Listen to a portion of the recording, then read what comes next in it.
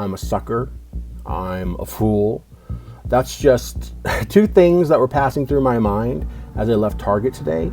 Because while I was there, just for unrelated reasons, I picked up this book. And I know nothing about this book.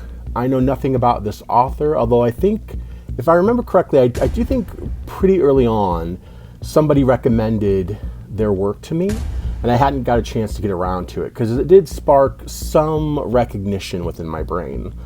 But really, I just bought this because I love this cover. And as a graphic designer, or really a more former graphic designer, I do still do some graphic design, but it's mostly marketing. I just kind of fell in love with it. And, you know, the whole VHS motif has been used before. And I can't really express this or really show you on camera. But this actually has a texture to it. It's a sort of pebbly texture that they can do nowadays. And it really does somehow make it feel more like a VHS tape. And then they have this spot UV finish on this. Let's see if I can get it. Maybe over here I can catch the light a little bit.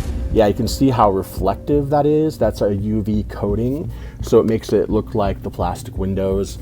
And then, you know, it just kind of goes all over here. They've got this rated T and, you know, this various kind of weathered look to everything. It is kind of funny because as a graphic designer, we kind of know the tricks, but I feel like we're also just suckers for good design. So, you know, I've had a rough road with modern thrillers lately. I haven't really found too many that I've liked of this sort of a thriller, but I'm hopeful. I'm still hopeful, and I want to believe, partly because I really love this book cover, and I want to think that when you buy a book really just based on how much you like the cover, that sometimes that can end happily.